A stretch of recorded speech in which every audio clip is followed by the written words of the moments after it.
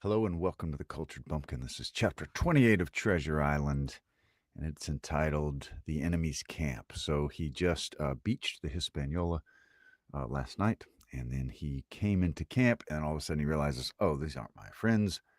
These are the bad guys. So they had swapped out while he was out. So we'll pick back up. Chapter 28 In the Enemy's Camp. The red glare of the torch, lighting up the interior of the blockhouse, showed me the worst of my apprehensions realized. The pirates were in possession of the house and stores. There was a cask of cognac, there were the pork and bread as before, and what tenfold increased my horror, not a sign of any prisoner. I could only judge that all had perished, and my heart smote me sorely that I had not been there to perish with them. There were 6 of the buccaneers, all told. Not another man was left alive. 5 of them were on their feet.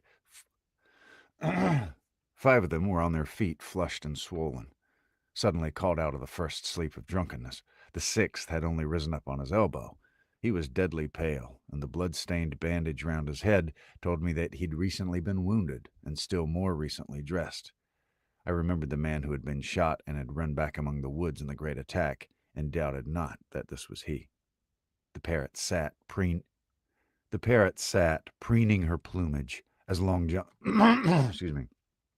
on Long John's shoulder. He himself, I thought, looked somewhat paler and more stern than I was used to. He still wore the fine broadcloth suit. In which he had fulfilled his mission, but it was bitterly worse for wear, daubed with clay and torn with the sharp briars of the wood. "So," said he, "here's Jim Hawkins, shivering my timbers. Dropped in like come, I take that friendly." And thereupon he sat down across the brandy cask and began to fill a pipe. "Give me a loan of the link, Dick," said he, and then, when he had got a good light, "That'll do, lad," he added. "Stick the glim in the wood heap, and you gentlemen bring yourselves too. You needn't stand up for Mr. Hawkins. He'll excuse you, you may lay to that. And so, Jim," stopping the tobacco, "here you were, and quite a pleasant surprise for poor old John. I see you were smart when I first met my I see you were smart when I set I see you were smart when first I set my eyes on you, and this here gets away from me clean, it do." To all this, as may be well supposed, I made no answer. They had me sat with my back against the wall, and I stood there, looking Silver in the face, pluckily enough, I hope, to all outward appearance, but with black despair in my heart. Silver took a whiff or two of his pipe, with great composure, and then ran on again. "Now, you see, Jim, so be as you're here," says he, "I'll give you a piece of my mind. I always liked you. I have, for a lad of spirit, and to picture myself when I was young and handsome. I always wanted to join and take your share and die a gentleman. And now, my cock, you've got to. Captain Smollett's a fine seaman, as I'll own up to any day, but stiff on discipline. Duty's duty," says he, and right he is. "Just you keep clear of the captain. The doctor himself is gone dead against you. Ungrateful scamp," was what he said. "And the short and the long of the whole story's about here. You can't go back to your own lot. They won't have you. And without you start a third ship's company all by yourself, which might be lonely, you'll have to join with Captain Silver." So far, so good. My friends then were still alive, and though I partly believed the truth of Silver's statement that the cabin party were incensed at me for my desertion, I was more relieved than distressed by what I heard. "I don't say nothing as to you being out. I don't say nothing as to your being in our hands," continued Silver, "though there you are, and you may lay to it. I'm all for argument. I've never seen good come out of threatening. If you like the service, well, you join, and if you don't, Jim, why, you're free to answer no. Free and welcome, shipmate. And if fair can be said by mortal seaman, shiver my sides." "Am I to answer, then?" I asked with a very tremulous voice. Through all this sneering talk, I was made to feel the threat of death that overhung me, and my cheeks burned, and my heart beat painfully in my breast. "Lad," said Silver, "no one's a pressin' o' you. Take your bearin's. None of us won't hurry you. None of us won't hurry you, mate. Time goes so pleasant in your company, you see." "Well," says I, growing a bit bolder, "if I'm to choose, I declare I have a right to know what's what, and why you're here, and where my friends are." "What's what?" repeated one of the buccaneers in a deep growl. "And he'd be a lucky one, as no doubt." "You'll perhaps batten down your hatches till you're spoke to, my friend," cried Silver, truculently to the speaker, and then, in his first gracious tones, he replied to me. "Yesterday morning, Mr. Hawkins," said he, "in the dog watch, down came Dr. Livesey with a flag of truce. Says he, 'Captain Silver, you're sold out. Ship's gone.' Well, maybe we'd been taking a glass and a song to help it round. I won't say no. Leastways, none of us had looked out. We looked out, and by thunder, the old ship was gone. I never seen a pack of fools look fishier, and you may lay to that if I tells you that looked the fishiest. Well, says the doctor, let's bargain. We bargained, him and I, and there we are. Stores, brandy, blockhouse, the firewood you was thoughtful enough to cut, and in a manner of speaking, the whole blessed boat from Cross Trees to Kelson. As for them, they've tramped. I don't know where's they are." He drew again quietly at his pipe.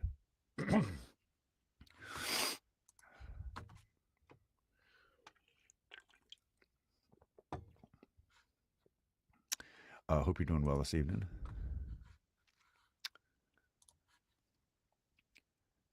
"Unless you should take it into that head of yours," he went on, "that you was included in the treaty, here's the last word that was said. 'How many are you,' says I, 'to leave?' 4, says he. 4 and one of us wounded. As for that boy, I don't know where he is, confound him," says he, "nor I don't much care. We're about sick of him." These were his words. "Is that all?" I asked. "Well, it's all that you're to hear, my son," returned Silver. "And now I'm to choose?" "And now you're to choose. You may lay to that," said Silver. "Well," said I, I'm not such a fool, but I know pretty well what I have to look for. Let the worst come to the worst, it's little I care. I've seen too many die since I fell in with you. But there's a thing or two I have to tell you. I said, and by this time I was quite excited. And the first is this. Here you are in a bad way. Ship lost, treasure lost, men lost, your whole business gone to wreck. And if you want to know who did it, it was I. I was in the apple barrel the night we sighted land, and I heard you, John, and you, Dick Johnson, and Hans, who's now at the bottom of the sea, and told every word you said before the hour was out. And as for the schooner, it was I who cut her cable. It was I that killed the men you had aboard of her, and it was I who brought her where you'll never see her no more, not one of you. The laugh's on my side. I've had the top of this business from the first. I no more fear you than I fear a fly. Kill me if you please, or spare me. But one thing I'll say and no more. If you spare me, bygones are bygones. And when you fellas are in court for piracy, I'll save you all if I can. It's for you to choose. Kill another and do yourselves no good, or spare me and keep a witness to save you from the gallows." I stopped, for I tell you I was out of breath, and to my wonder, not a man of 'em moved, but all sat staring at me like as many sheep.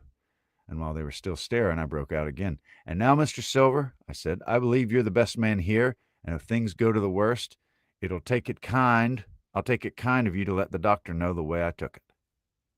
"I'll bear it in mind," said Silver with an accent so curious that I could not, for the life of me, decide whether he were laughing at my request or had been favorably affected by my courage. "I'll put one to that," cried the old mahogany-faced seaman, Morgan by name, whom I had seen in Long John's public house upon the quays of Bristol. "It was him that knowed Black Dog." "Well, and see here," added the sea cook, "I'll put another again to that, by thunder, for it was this same boy that faked the chart from Billy Bones. First and last, we've split upon Jim Hawkins." "There he goes," said Morgan with an oath, and he sprang up,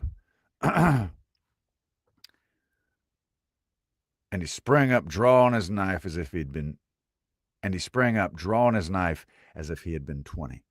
"Avast there!" cried Silver. "Who are you, Tom Morgan?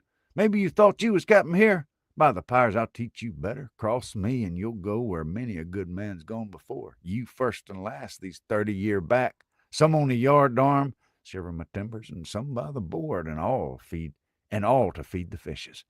There's never a man looked me between the eyes and seen a good day afterwards. Tom Morgan, you may lay to that." Morgan paused, but a hoarse murmur rose from the others. "Tom's right," said one. I stood hazing long enough from one," added another. "I'll be hanged if I'll be hazed by you, John Silver." "Did any of you gentlemen want to have it out with me?" roared Silver, bending far forward from his position on the keg, with his pipe still glowing in his right hand. "Put a name on what you're at. You ain't dumb, I reckon. Him that wants shall get it. Have I lived this many years, and some son of a rum-punching cockey's had athwart my hoss at the latter end of it?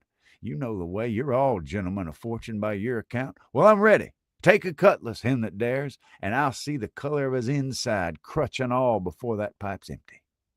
Not a man stirred. Not a man answered. "That's your sort, is it?"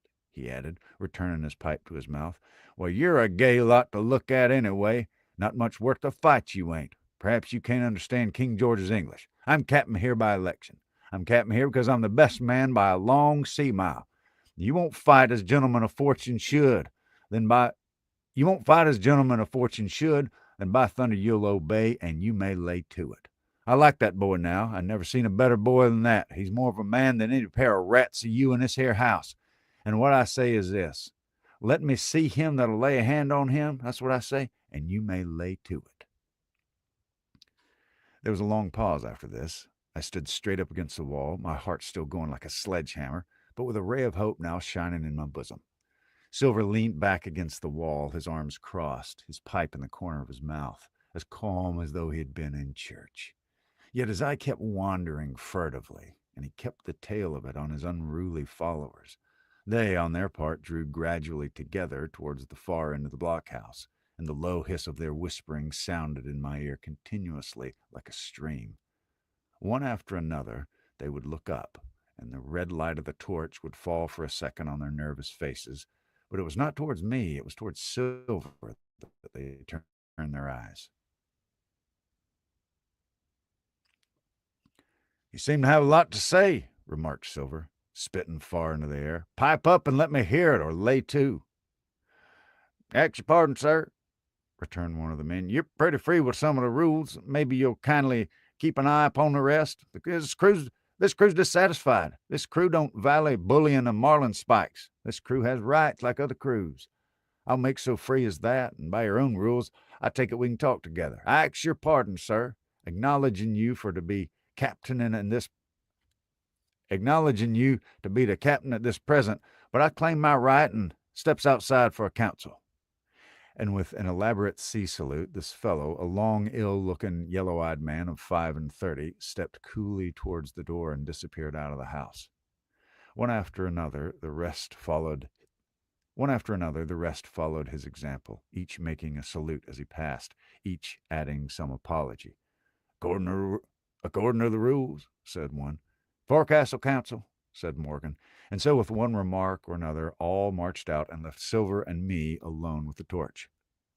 The sea cook instantly removed his pipe. "Now look you here, Jim," he said in a steady whisper that was no more than audible. "You're within half a plank of death, and what's a long sight worse, of torture. They're going to throw me off, but you mark I stand by you through thick and thin. I didn't mean to. No, not till you spoke up. I was about desperate to lose that much blunt, be hanged into the bargain. But I see you was the right sort. I says to myself, you stand by Jim Hawkins, John. Hawkins will stand by you. You're his last card. And by the living thunder, John, he's yours. Back to back, says I. You save your witness, and he'll save your neck." I began dimly to understand. "You mean all's lost?" I asked. "Aye, by gum, I do," he answered. "Ship's gone, neck gone, that's the size of it. Once I looked into that bay, Jim Hawkins, and seen no schooner. Well, I'm tough, but I gave out. As for that lot and their counsel, mark me, they're outright fools and cowards. I'll save your life, if so be I can, from 'em.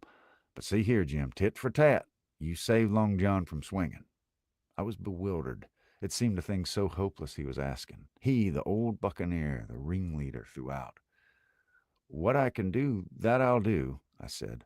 It's a bargain, cried Long John. You speak up, Plucky, and by thunder I've a chance. He hobbled to the torch where it stood propped among the firewood and took a fresh light to his pipe. Understand me, Jim, he said, returning. I've a head on my shoulders, I have. I'm on Squire's side now. I know you've got that ship safe somewheres. How you done it, I don't know, but safe it is. I guess Hans and O'Brien turned soft. I never much believed in neither of them. Now you mark me. I ask no questions, nor I won't let others. I know when a game's up, I do, and I know a lad that's staunch. You young. You and me have done a you that's young. You and me might have done a power good together. He drew some cognac from the cask into a tin cannikin. Will you taste, messmate? He asked, and when I refused, and when I refused, well, I'll drain it myself. He said. Well, I'll drain it myself, Jim, said he. I need a caulker. There's trouble on hand. And talking of trouble, why'd that doctor give me the chart, Jim? My face expressed a wonder so unaffected that he saw the needlessness of further questions. Well, we did, though, said he. And there's something under that, no doubt. Something surely under that, Jim, bad or good. And he took another swallow of the brandy, shaking his great fair head like a man who looks forward to the worst. That was chapter 28. So I'm about to burst into flames from the heat. I will bid you all a very pleasant evening, and I'll see you tomorrow night.